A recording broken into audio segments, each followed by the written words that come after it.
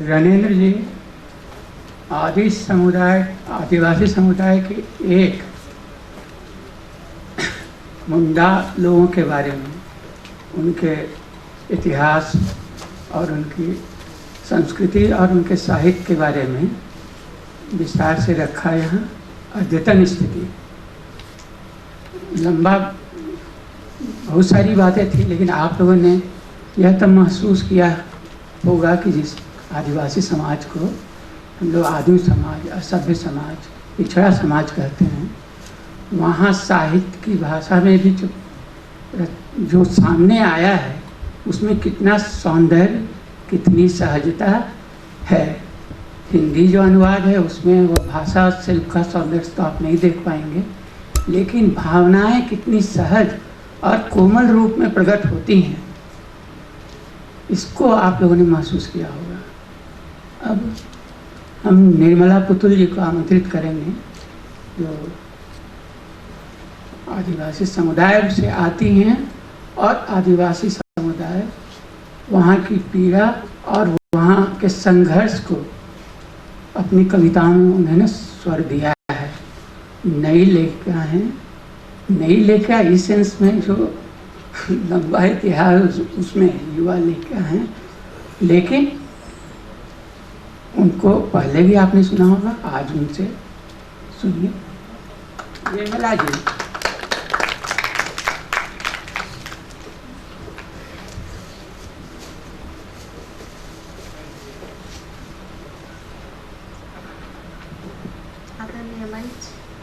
मंचासीन, बुद्धिजीवियों और पर उपस्थित हमारे मित्रगण, छात्र छात्राओं, आप सबको मेरी ओर से जोहार।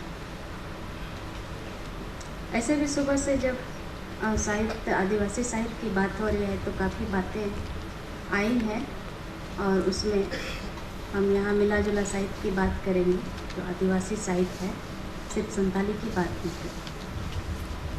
यूँ तो आदिवासी साहित्य 1000 वर्ष पुराना रहा है। आदिवासी साहित्य का ज़्यादातर लिखित दस्तावेज उस तरह से नहीं है जितना कि और साहित्य में मिलता है। स्वाभाविक है, आदिवासी का जो साहित्य रहा है वो 150-200 वर्ष पुराना रहा है, और पहले वो मौखिक तौर पर गीत पर, गाने पर, उनके बोल पर हस्तांतरित होते आया है। लेकिन यह अत्यंत गौरवपूर्ण बात है कि आदिवासी साहित्य को पुरखों ने गीत, संगीत, किस्से, कहानियों में जिंदा रखा है। आज भी वे गाते हैं तो उन बोली में दर्शाते वह अमूल्य शब्द का बहुत महत्वपूर्ण हस्तक्षेप करता है।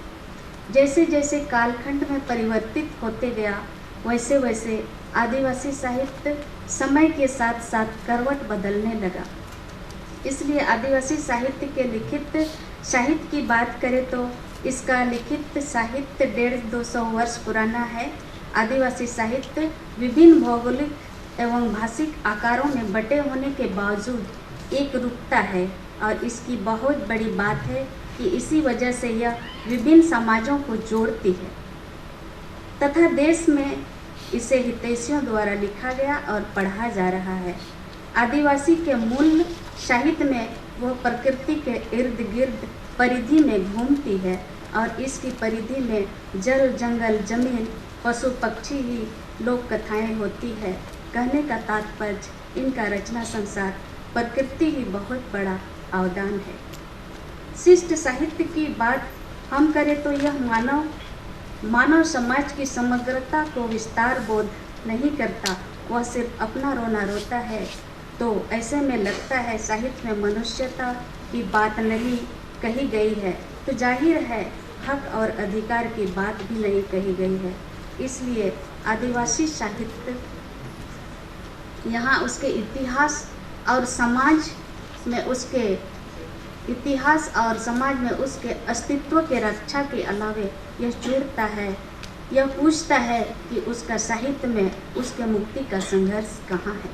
आदिवासी साहित्य की बात करें तो आदिवासी साहित्य अपने आप में समंदर है। कई जनजातियाँ, भाषाएं शामिल है, जैसे कुड़ुक, कुरमाली, मुंडारी, पचपरगनिया आदि आदि।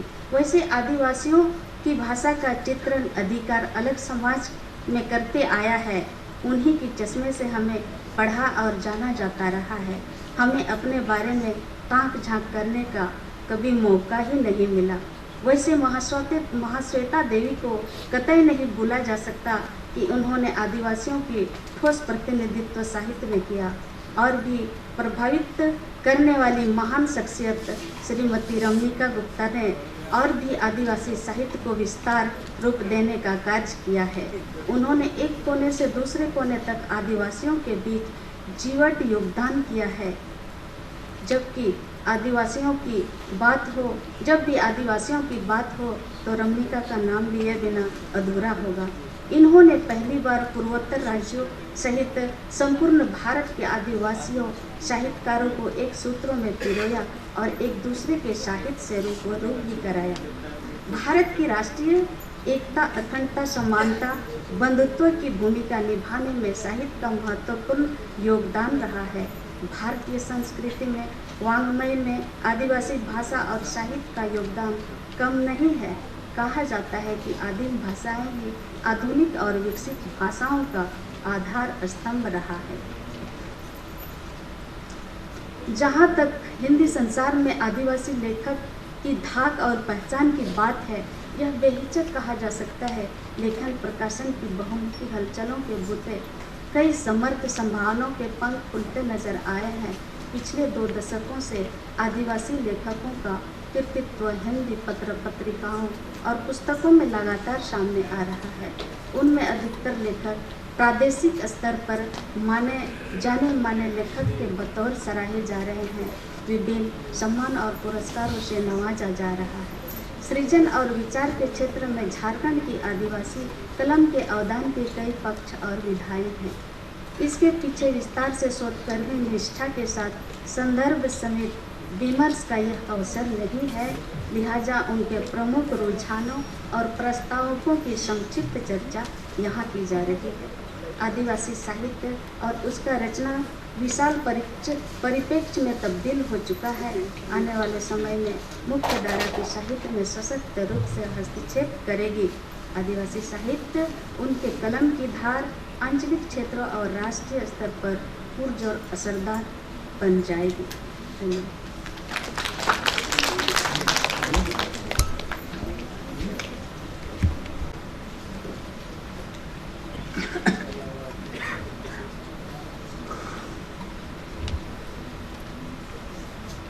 निर्मला पुतुल अपनी विनम्रता की वजह से मानती हैं कि भारतीय वाङ्मय में आदिवासी साहित्य का भी योगदान रहा है, हस्तक्षेप रहा है। लेकिन जो तल्ख बातें हैं वो यह कि जैसे इतिहास में, भारतीय इतिहास में, मुख्य धारा के इतिहास में आदिवासी समाज की घोर उपेक्षा हुई है, वैसा ही साहित्य में भी हुआ है। कम से कम यदि हम आज़ादी के बाद के 20 मैं 10 नहीं कह रहा हूँ, 20 श्रेष्ठ हिंदी उपन्यासों को आप लेंगे तो उसमें किसी में आपको आदिवासी समाज के बारे में नहीं मिलेगा। रेणु जी के मैला अंचल में थोड़ा सा हिस्सा में उनका जिक्र है, या और तो बाद में लिखा गया, लेकिन मैं जोर दे रहा हूँ कि 20 श्रेष्ठ साहित्य जिसमें प्रेमचंद, यशपाल और जैनब कुमार से लेकर और सारे जो लेखक हमारे शीर्ष लेखक हैं हिंदी के, दलितों का आया है उसमें, लेकिन आदिवासी, जबकि पूरा हिंदी पट्टी जो है उसके साथ लिपटा है आदिवासी समाज। ये उपेक्षा कैसे हुई, क्यों कर हुई? क्योंकि उस पर बहुत आश्चर्य नहीं करना चाहिए, क्योंकि आज जेएनयू में हम लोग जब सुबह से भाषण सुन रहे हैं उसमें महसूस कर रहे हैं कि लोग आदिवासी समाज के बारे में बहुत कम जानते हैं। जो वहाँ के छात्र यहाँ आके पढ़ रहे हैं वो जानते हैं, लेकिन जो यहाँ के लोग हैं वो आदिवासी समाज को एक अजूबा ही समझते हैं। तो मैं पूरे आदर से संजीव जी को यहाँ आमंत्रित करता हूँ बोलने के लिए कि हिंदी साहित्य में, जैसा कि हिंदी उपन्यास कथा संसार में जिन लोगों ने आदिवासी समाज को प्रतिष्ठित किया, उस समाज को देखा, गौर किया और उस पर अपने नज़रिए से ही सही लिखा, महत्व दिया, उसमें से शीर्ष नाम संजीव का हम मानते हैं। और भी लोग हैं और संजीव जी एक इधर कुछ वर्षों से हंस में संपादन कार्य से भी जुड़े थे। वो बहुत करीब से देख रहे हैं कि आदिवासी समाज को लेकर किस तरह लिखा जा रहा है साहित्य में, उसका प्रवेश किस रूप में हो रहा है, जो आदिवासी समाज के बाहर के लोग कैसे उसको चित्रित कर रहे हैं। हम इस उम्मीद के साथ और आग्रह के साथ, यह नहीं कि वो इस पर ही बोलें, लेकिन इस पक्ष पर भी रखते हुए हिंदी साहित्य में आदिवासी समाज की स्थिति और कैसा है, तो किस तरह से प्रस्तुत हो रहा है, इस पर प्रकाश डालें। धन्यवाद।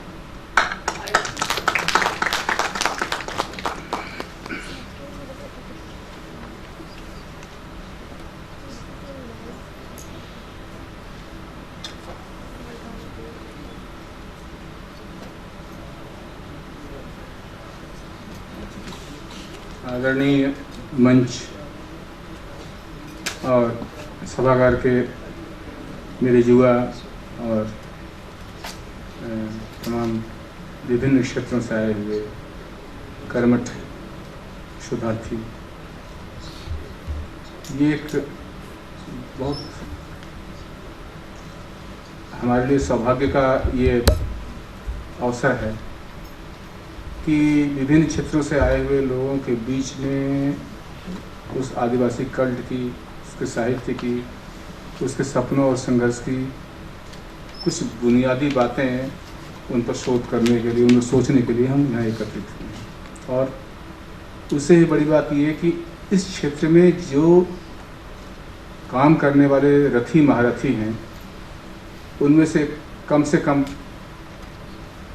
कुछ श्रेष्ठ यहाँ उपस्थिति है। मैं उनके सामने भी कुछ मुद्दे रख रहा हूँ। और एक बात और कि आह और वाह की उच्छ्वास भरे वक्तव्यों से थोड़ा सा अपने को अलग करते हुए कुछ बुनियादी मतभेदों पर भी आपका ध्यान आकर्षित करना चाह रहा हूँ। एक तो जैसे दलित लेखन है, वैसे ही आदिवासी लेखन, और उस पर भी सहानुभूतिपरक और स्वानुभूतिपरक इस तरह की तमाम बातें चिन्ह होती रहेंगी। एक तरह से प्रश्नों को उलझाने की भी बातें हुई हैं। अभी विनोद जी ने एक बात कही और रमणिका जी ने वहाँ से ही उत्तर दिया कि लोगों ने कभी आदिवासी साहित्य पर लिखा नहीं। अगर उनकी बात का जिक्र करें, 20 श्रेष्ठ उपन्यास, और उसमें आदिवासी जिक्र नहीं है, तो मैं इसका एक तो ये उपन्यासकार होने के नाते भी उनको इस बात की ओर ले आना चाहता हूँ कि 20 श्रेष्ठ उपन्यास कौन से, किसको आप मान रहे हैं? अगर आप उनकी बात को मान कर बैठे हैं तो ठीक है, उन्हीं को मान कर बैठिए, संतोष कर लीजिए।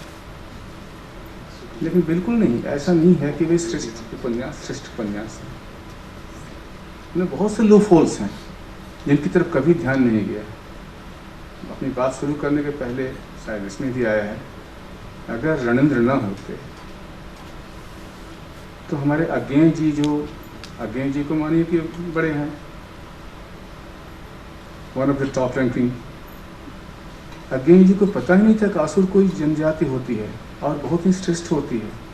उसने लोहे का आविष्कार किया था और ये प्रथम वैज्ञानिक जाति के रूप में हम उनको चिन्हित कर सकते हैं। यद्यपि अज्ञेय BSc फर्स्ट क्लास फर्स्ट है, हम कैसे उनको मान सकते हैं कि श्रेष्ठ उपन्यासकार हैं? आप मानते हैं तो मानते रहिए, इस भ्रम में मत रहिए। मेरे कहने का मतलब बहुत सारे मिथक टूट रहे हैं। हर श्रेष्ठ उपन्यासकार की भी अपनी सीमा होती है और श्रेष्ठत्व की भी अपनी सीमा होती है। तो काफ़ी पहले तक आदिवासी साहित्य दलित साहित्य के अंदर ही शुमार किया जाता है। फिर बाद में धीरे धीरे यह स्पष्ट होता गया कि आदिवासी साहित्य की अपनी विशिष्टता और व्याप्ति है और इसे अलग से रेखांकित करने की आवश्यकता है। इस आदिवासी साहित्य के भी कई भेद और प्रभेद हैं, जैसे आदिवासियों द्वारा लिखा गया साहित्य, जिसे मोटे तौर पर हम कह सकते हैं स्वानुभूति परक लेखन, और दूसरा है कि गैर आदिवासियों द्वारा लिखा गया आदिवासी साहित्य या सहानुभूति परक लेखन। ये ठीक वैसे ही जैसे तर्ज लेखन है। आदिवासी कहने मात्र से मेरा अपना मानना है कि सारे आदिवासी समुदाय का प्रतिनिधित्व नहीं हो जाता, न हो सकता है। खसिया और उत्तर पूर्व सीमांत के आदिवासी अलग हैं तो संताल अलग हैं, जौनसार बाबर के आदिवासी अलग हैं तो ओडिशा के गोंडा या अन्य लोग अलग हैं। राजस्थान के जनजातियाँ, उनकी जनजातियाँ अलग हैं तो जारवा और अबूझमाड़। बस्तर के आदिवासी नंगे अधनंगे रहते थे तो कई ऐसा सोच भी नहीं सकते कि ऐसे भी रहा जा सकता है, और कई वैसे भी हैं जो ऐसे भी सोच सकते हैं कि ऐसे भी क्या रहा जा सकता है, क्या कपड़े पहनने वाले लोग सभ्य हैं। सीमांत जो हमारा है उत्तर पूर्व सीमांत, वहाँ के लोगों में शिक्षा का प्रतिशत ज़्यादा है तो ज़्यादातर अन्य आदिवासी निरक्षर हैं अपवादों के साथ। संतालों में औरतों की संपत्ति का अधिकार नहीं है तो असम के कुछ आदिवासी मातृसत्तात्मक हैं और ज़्यादातर आदिवासी मांसाहारी हैं तो कुछ निरामिष। असुर वैज्ञानिक जाति है, लोहा बनाने की कला में निष्णात, तो हो, मुंडा या अन्य आदिवासी समुदाय में यह कर्म ईश्वर विरुद्ध माना जाता है। कुछ गोरे हैं, कुछ काले, कुछ पीले हैं, कुछ गंदमी।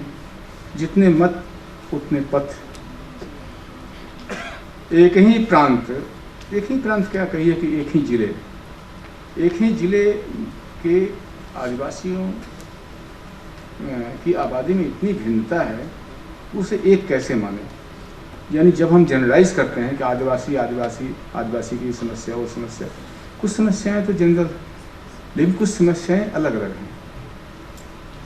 संताली भाषा लिपि की समस्या को अगर देखें, जैसे एक एग्जाम्पल, तो ओल चिकी बांग्ला, देवनागरी और रोमन लिपि में लिखी जाती है। मैं जब कई संतालों से मिला तो ऐसे लोगों से ही मिला जो अपने को देवनागरी लिपि में व्यक्त करना चाहते थे, और जो ईसाई समुदाय था वे इससे इतनी ही घृणा करते थे जितना कि और कुछ। वो कहते थे नहीं, हम कैसे कर सकते हैं, देवनागरी वो हिंदुओं की लिपि है। वो रोमन भाषा में लिखना चाहते थे, हालांकि उनकी गरीबी और उनका सब कुछ वैसा ही था जैसे उनका था। उत्तर पूर्वी भारत की कितनी जनजातियों को अंग्रेजी भाषा निगल चुकी है, संस्कृति को निगल चुकी है, धर्म को निगल चुकी है। यही हाल उनके मतलब जो अन्य जो चीज़ें हैं उनके साथ है। एंथ्रोपोलॉजी का विशाल जलसा घर है यह, इसलिए जब उनकी सांस्कृतिक सुरक्षा या संरक्षा की बात आती है तो कुछ स्तरों पर तो मुद्दे साफ रहते हैं, पर कुछ ऐसे भी बिंदु हैं जहां वे एक दूसरे के विरुद्ध खड़े दिखाई पड़ते हैं। मैं अपने इस छोटे से परिचय में इसी बात की तरफ ये करता हूँ कि इसको कैसे निपटा जाएगा, और इन्हें सपाट ढंग से जनरलाइज नहीं कर सकते हैं। फिर उनकी अरण्यमुखी संस्कृति के प्रति एक तरफा प्रशंसा या स्यापा हम कैसे कर सकते हैं। मसलन उनकी कुछ चीज़ों को हम जस्टिफाई नहीं कर सकते तो कुछ को निगेट भी नहीं कर सकते। आह वाह के उच्छ्वासों से दूर वह रेशनल एटीट्यूड क्या हो, ये एक सवाल है। अगर आदिवासी उत्थान की बात आती है तो सवाल पूछा जाता है, आप कौन हैं फैसला करने वाले। बिल्कुल वाजिब सवाल है। साहित्य सृजन के स्तर पर भी इन सवालों से दो चार होना पड़ता है। जहाँ तक सामान्य मानवीय मुद्दों की बात होती है वे एक जैसे होते हैं, दिक्कत तो तब होती है जब हम अपने पैरामीटर से उन्हें तय करने लगते हैं और उन्हें सुधारने लगते हैं। फिर सवाल उठता है तो क्या उन्हें जस का तस रहने दिया जाए, छोड़ दिया जाए? तो यह तरीका प्रकृतिवाद की तरफ जाता है। यह भी समझ में युक्ति संगत लगता नहीं है। इस लिहाज से आदिवासी लेखन की मुख्य प्रवृत्तियों का वर्गीकरण इस प्रकार किया जा सकता है। प्रकृतिवादी पद्धति, यानी जो कुछ जैसा है उसी तरह यथावत चित्रित करना। इसका एक उदाहरण ओडिया उपन्यासकार प्रतिभा राय का उपन्यास आदिभूमि है। हिंदी में कच्चे लेखन के रूप में काफ़ी कुछ इस प्रविधि का इस्तेमाल हुआ है। यद्यपि जिस बोंडा जनजाति पर वह आदिभूमि है उपन्यास से लिखा गया है, मैंने भी एक कहानी लिखी थी अपने अनुभव के आधार पर, गुफा का आदमी। उससे आज की स्थिति काफ़ी बदल चुकी है। तो ये कच्चा माल यानी जस का तस। दूसरा है मनोरंजक या कौतुक भाव। इसके तहत आदिवासी पढ़े लिखे तथा कथित मुख्य धारा के सुसभ्य समाज के लिए एक अजूबा है। उनका समाज उनके लिए अजूबा है, उनकी जीवन पद्धति अजूबा है। अंडमान निकोबार के जारवा जनजाति को पैसे और खाने पीने की चीज़ें देकर नंगा नचाना हो, या अबूझमाण बस्तर के नंगे अधनंगे जन की वीडियो क्लिपिंग्स या फिल्म बनानी हो, हिंसक और बर्बर प्रवृत्ति की पराकाष्ठा के कई उदाहरण, कई नज़ीरें हमारे सामने हैं। एक नज़ीर तो ये है कि बीरभूम जिला, जहाँ से हमारे प्रणब मुखर्जी आते हैं, जो एक तरह से कहा कि ममता बनर्जी भी आती हैं, और रविन्द्रनाथ ठाकुर की एक तरह से कर्मभूमि रही है।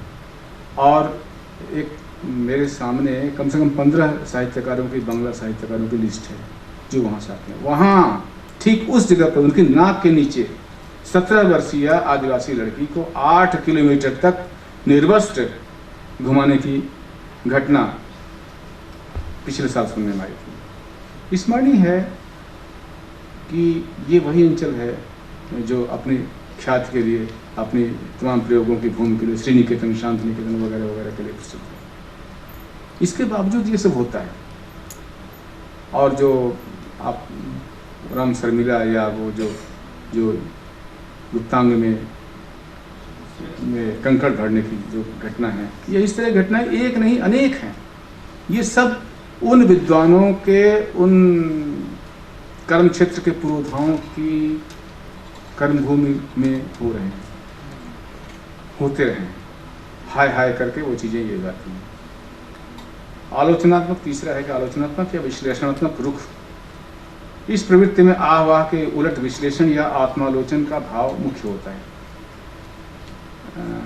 हमारे दिवंगत आदरणीय रामदयाल मुंडा, यहाँ निर्मला जी हैं, इन कविताओं में, या पंकज मित्र, केदार मीणा, या और जो हमारे तमाम नौजवान साथी लिख रहे हैं, उनकी कहानियाँ और आलेख इसी श्रेणी में आते हैं।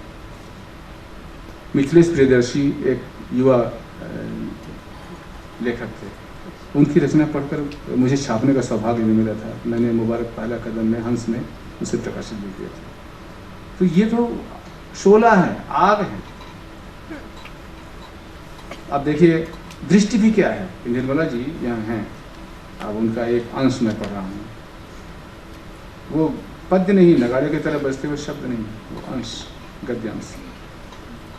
मकड़ी के जाले से उलझ कर रह गए हैं उनके, यानी संताल स्त्रियों के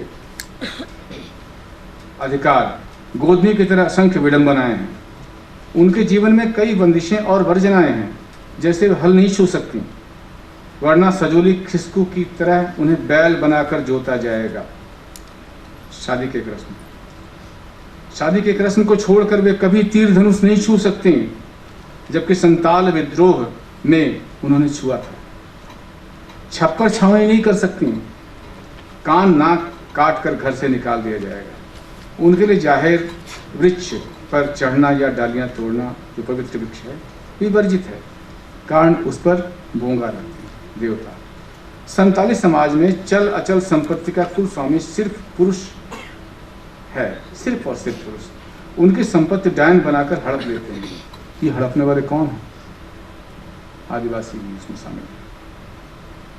संताली औरतों को अंग्रेजों ने संपत्ति के अधिकार से वंचित रखा। स्वाधीन भारत की सरकार ने भी इस कानून में कोई बदलाव नहीं किया। कृष्णचंद्र टुडू की कविता एक बित्ता जमीन और रोज क्रिकेटा की भंवर जैसी कहानियां प्रतिरोध का स्वर बुनती हैं। आदिवासियों की सारी अरण्यमुखी रूढ़िग्रस्त मान्यताओं को आप सहानुभूति के नाम पर ढोए जाने की वकालत नहीं कर सकते हैं। कम से कम मैं तो नहीं इसके पक्षधर हूं। यह खतरा पहले भी था। जैसे बिरसा मुंडा आदि नायकों के अंतर विरोधों पर जैसे तैसे उनमें एक मध्यम वर्ग जो उभर रहा है वो एक ढंग से सोच रहा है, दूसरे ढंग से। और उसके बाद वो लीपा पोती, यानी उनके जो चीज़ें चमत्कार के रूप में कही गई उसको यथावत उसको ये कर देना। तो कुछ चीज़ें हैं जो इनको, अगर वो चीज़ें सच थीं तो हमें अंधेरी गलियों में ले जाती हैं, और अगर उनका विश्लेषण करते हैं तो हो सकता है सही रास्ता हम पाएँ। तो इस तरह से ये खतरे तो कई तरह के हैं। मैंने जब इन पर लिखना शुरू किया राधा कृष्ण जी के बाद, मैंने कहानियाँ लिखी आदिवासियों पर, क्योंकि मैं उन क्षेत्रों में, रांची और इधर धनबाद के इन क्षेत्रों में आता जाता रहा। बहुत ज़्यादा मेरी वाकफियत तो नहीं रही है, अपनी अक्षमता को मैं बार बार कोसता रहा, लेकिन जितना ही मैं उनसे घुलता रहा उतनी ही मेरी दुनिया जो है वो थोड़ी और बड़ी होती गई।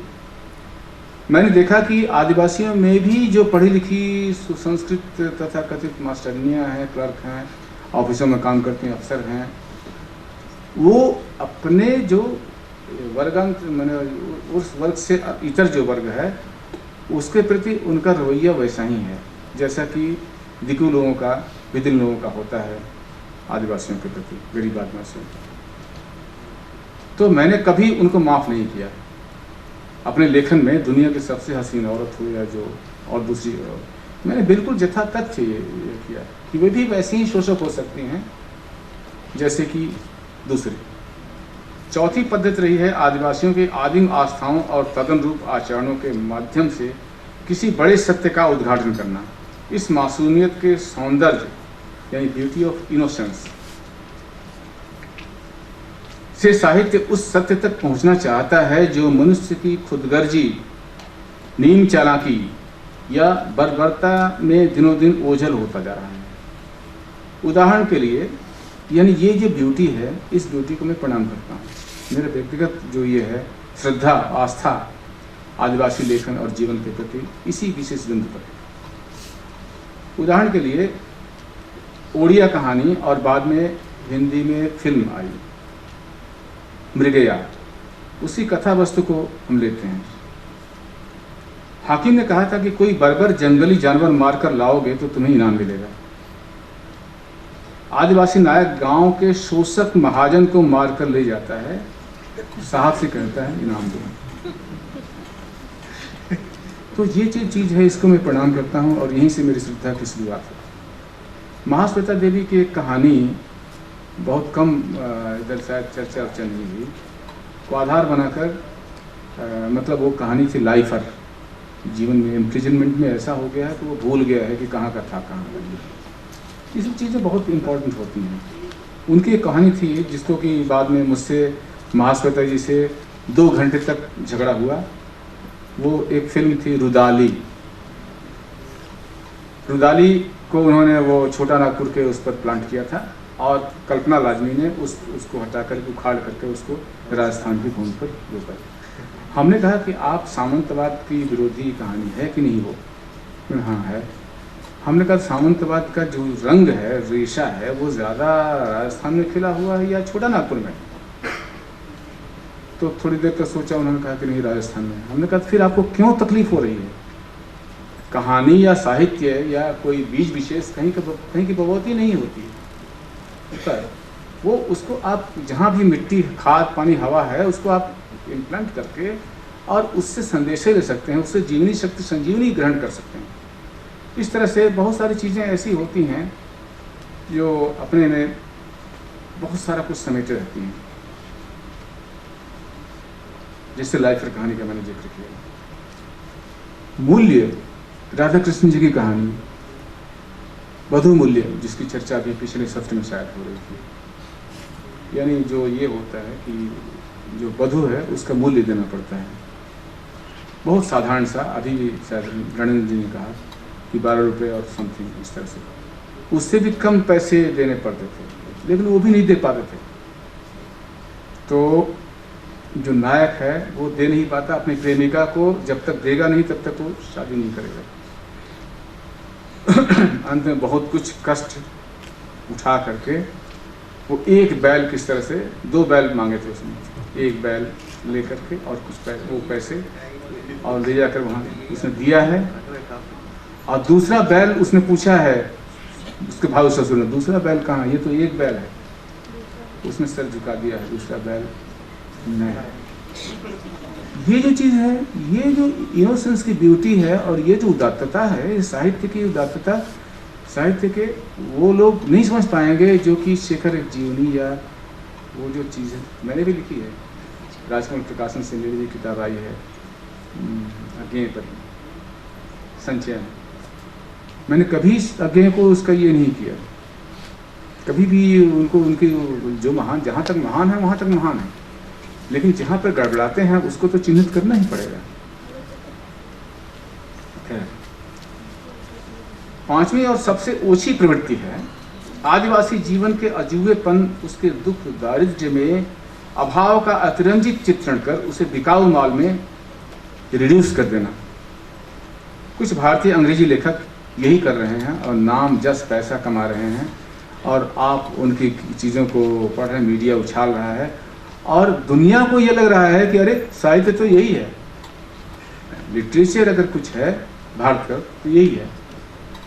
और हम जैसे तमाम लोग मर खप करके, आँख फोड़ करके उनसे बहुत ही बेहतरीन साहित्य हमारे साथी लिख रहे हैं, कहीं उनका नाम नहीं हो रहा। जिनका है वो चेतन भगत और राजकुमार झा और विष्णु बैठ और तमाम तरह के लोग हैं, और कई लोग हैं जो कि आदिवासियों का ये करते, वही जो सपेरा और तमाम तरह के पूर्वाग्रह वाली चीज़ें थी। तो ये जो बहुत ही ओछी प्रवृत्ति है, इसकी हम भर्त्सना करते हैं और हमें कोशिश करनी चाहिए कि हमारा असली साहित्य जो है वो सामने आए। आदिवासी लेखन को गैर आदिवासी लेखन के सापेक्ष में देखते हैं तो हम पाते हैं कि कला के स्तर पर कईयों को अभी काफ़ी कुछ पुष्ट होना बाकी है। मेरे तमाम मित्र यहाँ हैं और बाहर हैं, अभी मैं उनसे मिल के आ रहा हूँ, मुझे उनसे शिकायत है और आज मंच से मैं उन शिकायतों को अगर रख रहा हूँ तो उसको बुरा नहीं मानेंगे। मनमोहन पाठक का उपन्यास गगन घटा गहरानी, विनोद कुमार हैं, समरशेष है, राकेश कुमार सिंह के उपन्यास है, रणेंद्र जी का ग्लोबल गांव के देवता का देवता, जिस मजीद भाषा तराशे गए शिल्प में रचे गए हैं, उनके लिए इन्हें लंबी दूरी तय करनी है। यानी शुरुआत, आगाज़ तो इन्होंने कर दिया है, लेकिन कला के मानकों को थोड़ा सा और साधने की ज़रूरत है। क्योंकि जब हम वर्ल्ड के कंपटीशन में आते हैं, जहां हमारे सामने तमाम चेहरे हैं जो कि भुना रहे हैं इन चीज़ों को, तो हमें थोड़ा और सक्षम होना पड़ेगा। जैसे गगन घटा गहरानी के अंतिम अंश पर काम होना चाहिए था, नहीं हुआ। समर शेष है पर भी काम होना चाहिए था, नहीं हुआ। शिबू शरण की निर्मित तो बहुत ही स्तरीय है, पर उनके बिखराव पर लेखक मौन क्यों है? रणेंद्र जी चाहते तो ग्लोबल गांव के देवता को इतना मार सकते थे कि स्टील की तरह चमकता, अभी वो कास्ट आयरन की तरह चमकता है। मैं साइंस का विद्यार्थी हूँ, माफ कर, स्टेनलेस स्टील नहीं बना सके। क्यों नहीं बना सके? कितनी जल्दबाजी आपको पड़ी हुई थी। इधर ऐसे ही और बहुत सारे नाम हैं जो बहुत चमक के साथ, अलमा कबूतरी, बलमा कबूतरी वगैरह, ये सब कुछ नहीं है। ये सिर्फ जैसा कि हमारे मित्र आज हैं नहीं यहाँ, वीरभद्र तलवार जी कहते हैं, गया ट्रिप मार के आया लिख दिया, ऐसा ही कुछ है। तो इस तरह से इनकी ये होना चाहिए, समझना चाहिए कि हाँ इनकी सीमाएँ क्या है। हाँ, सबसे शानदार हमें लगा, हमारे मित्र हैं यहाँ शायद आए नहीं हैं, मराठी में भी मिला, लक्ष्मण गायकवाड़ उचत का, क्या शानदार ये है, क्या जीवन का टटका अनुभव उसमें आया है। ना, हालांकि वो हिंदी का उपन्यास नहीं है, लेकिन फिर भी वो चीज़ें जो हैं वो चीज़ें नहीं आ सकती थी। अगर वो आदमी लक्ष्मण गायकवाड़ ना होते तो वो चीज़ें वो नहीं आती, वो दूसरी कुछ चीज़ें मन कर आती। धोनी तपातीर जैसे है, अच्छा है। रणन जी, राजकुमार, राकेश कुमार सिंह वगैरह के उपन्यासों की इसलिए ज़रूरत है कि जो एक भ्रम फैलाया गया है कि आदिवासी लेखन सिर्फ ये है वो है वो है और उनमें शोध नहीं है, उसका कम से कम इन लोगों ने निराकरण किया है और लोगों की आंख में उंगली डालकर दिखाया है कि नहीं, सच्चाइयाँ वही उतनी नहीं हैं। असुर कोई राक्षस नहीं है, असुर एक वैज्ञानिक जाति है जिस पर हमें फख्र होना चाहिए। अब लेकिन दिक्कत मेरी दूसरी है। दिक्कत क्या है वो मैं बता रहा हूँ।